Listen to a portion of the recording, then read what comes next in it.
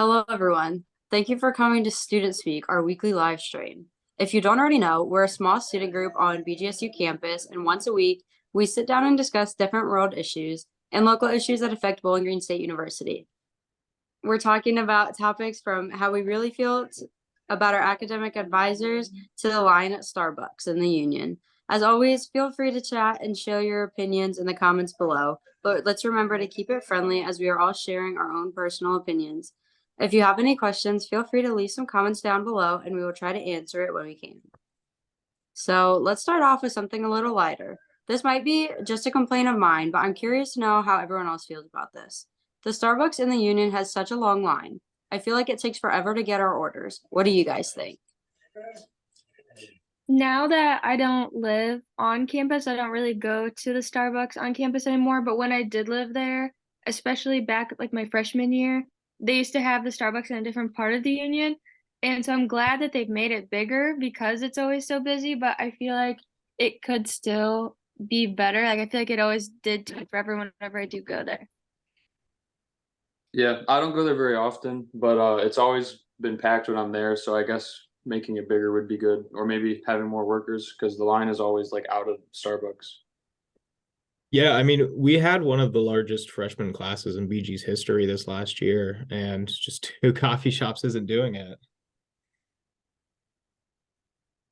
Someone else who lives off campus too, I usually go to Big B off campus. It's a local chain as well. Yeah. And I would say, for myself, I'm not a big coffee person, but as somebody that just walks through the Union, I would say that the line is always packed just from glancing.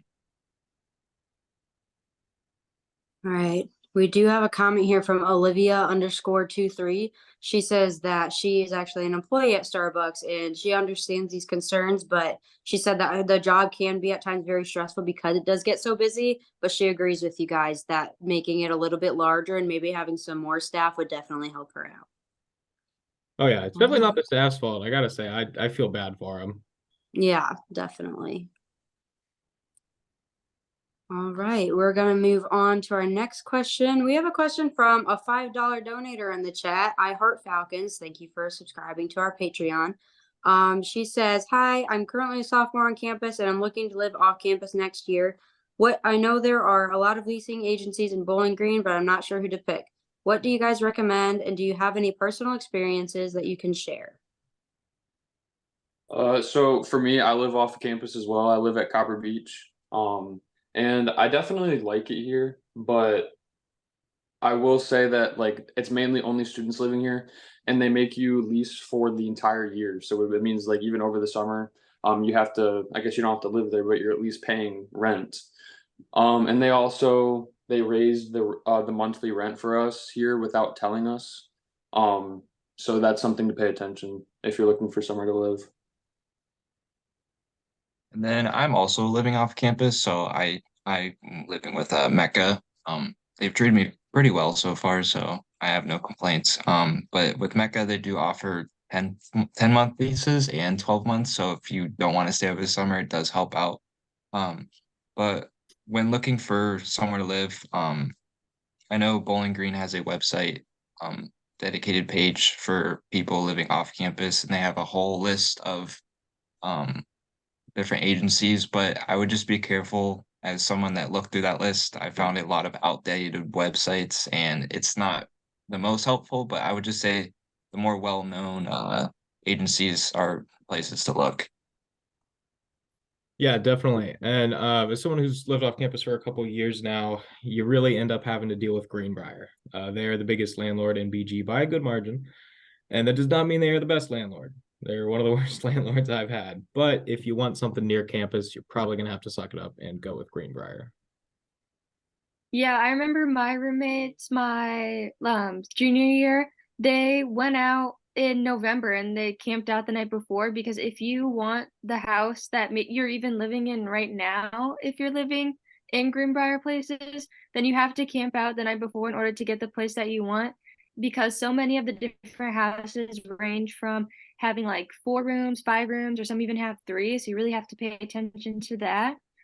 And right now I'm living in Shamrock, which is like not a very common one, but what's unique about where I'm living is that you can do month to month leases. And it's a little bit more expensive, but if you choose to stay for over a year, then the price drops down a little bit.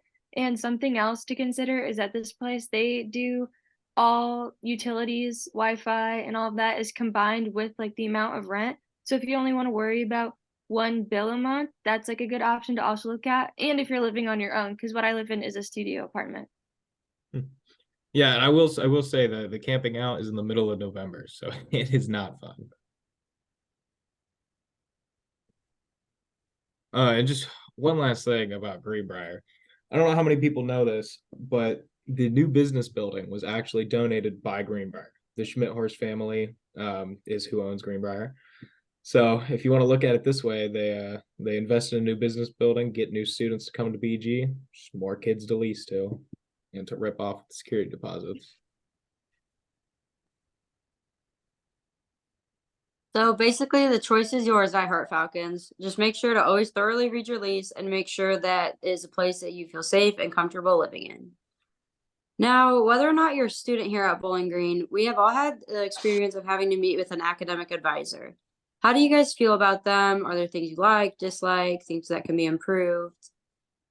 I don't really have a lot of experience with an advisor because I switched my major between my freshman and sophomore year. And during that time, I had to wait to be able to officially change my major. So for like a whole year, I was basically my own advisor where I had to go on and like run my own audit. And then once I finally changed my major, I only met with my advisor once because she did the exact same thing that I was doing the whole time. Like she just ran the audit that's already on BGSU's website. And so I don't know, like, she just didn't really give me any options or anything like that, like, she didn't really help me out that much, and then, like, I met with her actually, no, I did meet with her twice because I wanted to double check something because I didn't understand, and she seemed annoyed that I, like, scheduled another appointment to meet with her, like, as if that's not her job to help me. Mhm. Yeah, I definitely had my fair share of problems with the advisors here. When I think it was my freshman year, we were scheduling my classes and she misread my graduation requirements as well as like my scholarship requirements. So she wanted to schedule me for like a 12-hour, a 12 credit hour semester. But with my scholarship, it's a minimum of 15. So I almost lost my scholarship because of her, until my scholarship advisor emailed me and was like, "Hey, you only have 12 hours. You're gonna have to add a class." So then I scheduled a meeting with her, and then she looked through all my classes, and she was like, "Well, why are you even taking this class? It doesn't even help you." So my schedule was completely messed up. But when I used my academic, or not my academic advisor, my scholarship advisor, it went a lot more smoothly. So I just really scheduled meetings with her for like the rest of my time here instead. Yeah, I was honestly in the same boat as Jocelyn there when I changed my major, really just in limbo with the advisors. And then once I did finally go through with it, I didn't realize that you had a specific faculty mentor you're supposed to meet with. So I scheduled an advising appointment and it wasn't with the right person. And they seemed almost mad that I was meeting with them. They're like, "How did you schedule this appointment?" Yeah, I did that too originally, and they made me switch to, like, my actual mentor advisor, and I was like, "I don't know where I'm supposed to go, like, somebody should help me." Yeah, they're definitely not proactive about getting out in front of students and letting them know what they need to do.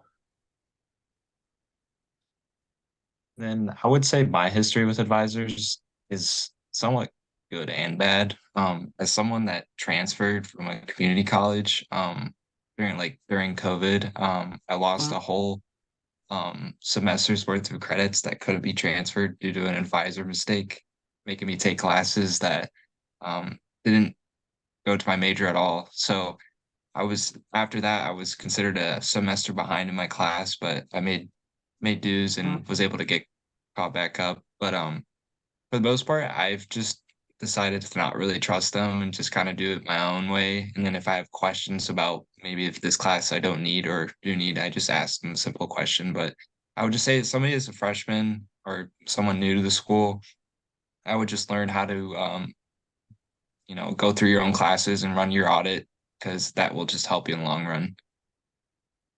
Yeah, I agree. Just learn how to do it yourself is just saves you the trouble of dealing with them. All right, so it sounds like the viewers agree that there definitely needs to be quite a bit of improvement with the academic advisor and faculty mentor system.